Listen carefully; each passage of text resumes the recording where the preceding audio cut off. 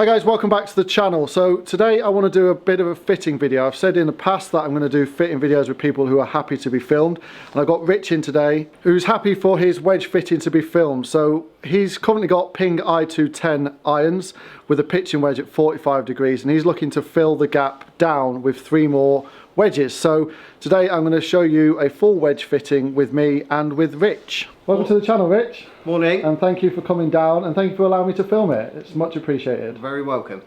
So what are you looking for today? So I'm looking to find my gaps going back down to 60 degree, seeing what I need, getting recommended for any iron really. I'm open to any.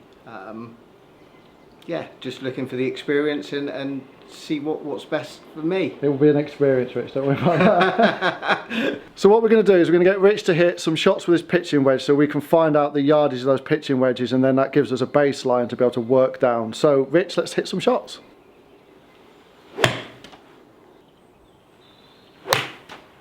Right, so Rich, so we've hit 6-7 shots with your pitching wedge. Without looking at the screen, how far do you think you hit your pitching wedge? Or did you believe you hit your pitching wedge before you came in? Before I came in, I thought I was around about 110, 115. Okay, and the numbers are 110 or 111. So we look here, your carry distance is averaging 111, and then the 4 underneath that is a standard deviation, which is what means that you will go anywhere from 107 to 115 yards, depending on strike. The only thing that concerns me with your pitching wedge is the 7,000 spin. It's a little bit low, and the standard deviation is quite tight at 375 as well, so it means you're not getting that high spinning one. That means you're around 7 iron spin with your pitching wedge, and it's not a strong pitching wedge at 45 degrees either. It's quite a manageable loft on pitching wedge. So ideally we'd want to get that spin up, so we may see a little bit of a bigger gap, so we may have to close the lofts up a little bit. Okay. Because the wedges will spin more than that will spin, probably. But all in all, you're quite consistent with your pitching wedge when it comes to dispersion, which is quite nice, but you should be anyway when it comes to wedges. So now we've got to try and gap down to 60, because you want a 60. I do want a 60. So we will put a 60 in your hands just to see the yardage. Yeah. But it won't necessarily be the 60 we pick. We're going to go out on the course, hit some bunker shots and hit some pitching shots to make sure you're happy with the bounce and grinds as well. Okay. Perfect. Right, Rich, so you want a 60, don't you? I do. You want a 60. So what I've done is I've just give you a 60 degree Vokey wedge, and I'm not really at this stage that bothered about the bounce and grind as much, because we're hitting off a mat. So we will do the bounce and grind out on the course, because this is a field club for you. Yeah. So it's going to be what you feel around the greens. Is this what you'd use out of a bunker, greenside bunker? Generally, as a rule, yes, I would. Yeah, so we'll use them in the bunker as well, and then we've got so many different options. You'll find one that you'll feel comfortable with. At the minute, I'm just after the distance, all right? So we're going to gap this 60 now and see how far you hit it. Okay.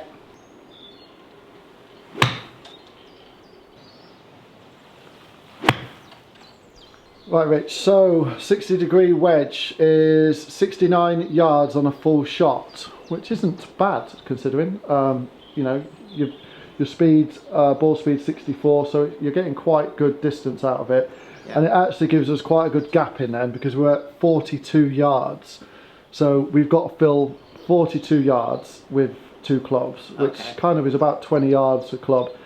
It's a little bit big when it comes to gaps, but I think with wedges, they're the easiest clubs to take shots off, or take like 3/4 shots, half shots, as opposed to if you had a 20-yard gap at the top end, I'd be a little bit worried that you're going to struggle to take 10 yards off a 4-iron. But to be able to take 10 yards off a wedge is a lot easier. So with it being a 45 degree pitching wedge, we're going to try 50 and then 56. But I've got a feeling we may bend the 56 to 55, and then it's 5 degrees all the way down from 45 to 60. Okay. All right. Yeah. Right, Rich. So we've got you to hit a 50 and a 56. We got the 60 yardage, but with the 60, you're sort of like 3/4 swing hitting that, aren't you? You're not. You don't hit them full out. So the yardage is a little bit lower than where it would be on a full swing, which is what you're doing with the 56 and 50. So if we look at the numbers, then, so your wedge at the top is 111.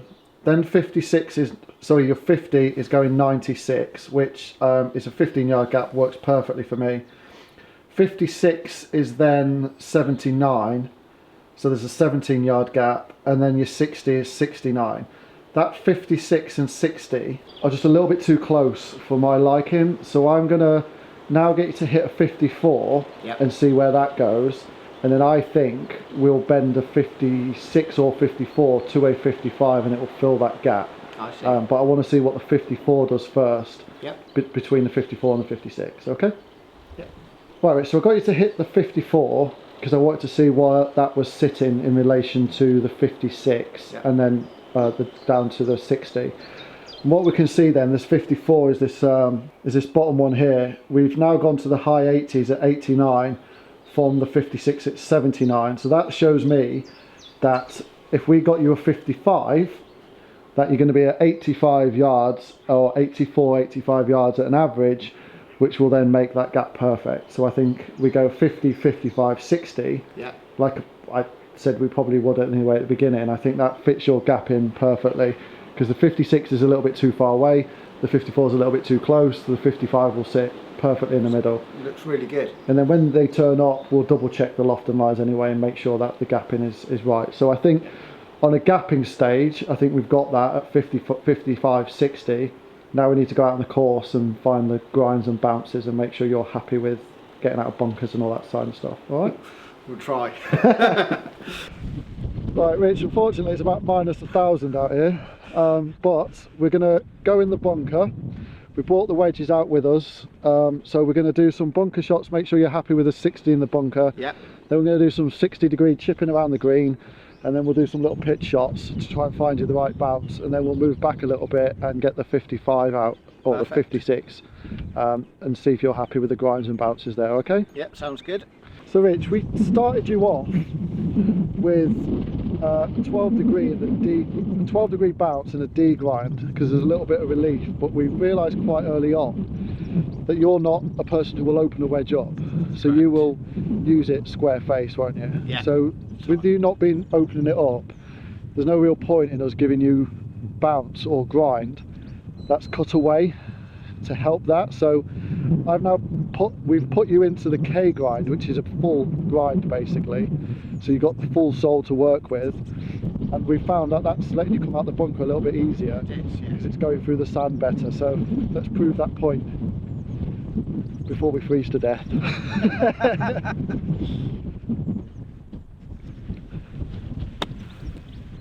a great shot.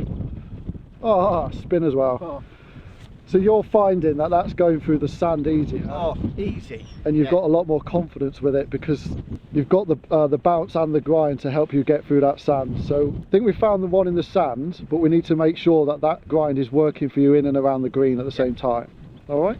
Good. Right, so Rich, we've decided on the K grind for the 60. We've done some pitching around the green and some sort of pitching 20, 30 yards, and you're just finding it easy to get the ball up in the air. Yeah, really good. And that, what's happening is that bounce and grind is just aiding you to get the ball in the air. You're finding you're not going to dig at it, so you won't like get those fat shots as much. If anything, you'll probably thin it from the start until you get used to it, but what you won't have is the fat shots, which if you've got little bounce, because I think you said you had 8 on your old, I did, yeah.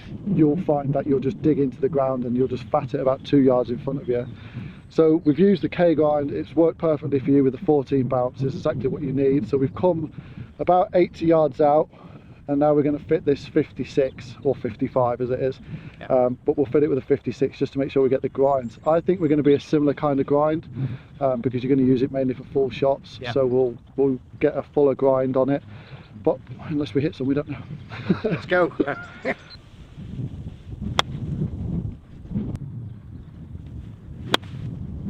Okay, Rich, so we've been out on the course, we've hit them out the bunkers, hit them from around the green, little chip shots, and then we've gone out to 80 yards and hit some full shots in. Yeah.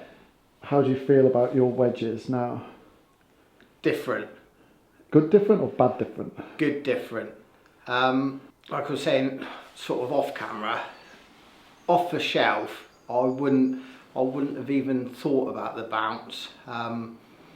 And it just gives me so much confidence, the right bounce. Yeah, fantastic. And you can see the like you said yourself, you know, you'd have off the shelf, you'd have bought 60, 56, 50. Yeah. But you can see the difference, how just that 1 degree extra loft taken off is going to gain you a little bit of yardage to fill them gaps a little bit better as well, which is something if you buy off the shelf, you don't know. You just think, well, I'll get 50, 56, 60, and they go as far as they do. Exactly. I mean, and that's what I would have done. Yeah. I would have bought off a shelf and got it wrong, really. But having the ability to bend 1 degrees and knowing that the bounce is going to change at the same time. But for you, for someone who doesn't open up wedges, having that full grind, like you were literally clipping it off the turf. You were hitting it so well, and the bad shots, the fattish shots, should we say, were still reaching the front of the green because the bounce was helping you get through the turf. Whereas if you've got a little bit less bounce, you used to find you'd dig into the ground and then it just flop in front of you. Yeah. And that just shows the importance of bounce, really. Yeah. Brilliant. Well, Rich, thank you for coming in today and having that fit in. It's much appreciated. And I hope your game improves with your new wedges. Thank you. Right, so I hope you've enjoyed that video and see the importance of a wedge fitting. Too many people go into a shop, high street shop or any shop, and just pick wedges off the shelf because they've got a number on. Having a proper wedge fitting and getting the grinds, the bounces, the degrees correct is paramount because they're your scoring clubs. And for Rich, he saw, a little bit eye-opening for him actually, the difference that those lofts can make and the difference the bounces make and the grinds make. Like he was literally like pin seeking with those wedges towards the end. So if you are going to go and get wedges, make sure you do get fit for them. Don't just buy them off the shelf. Unless you know your spec, then obviously you can do. As always, if you've liked this video, please give it a like down below. And if you are new to the channel, please give it a subscribe. But until next time, I'll see you next time.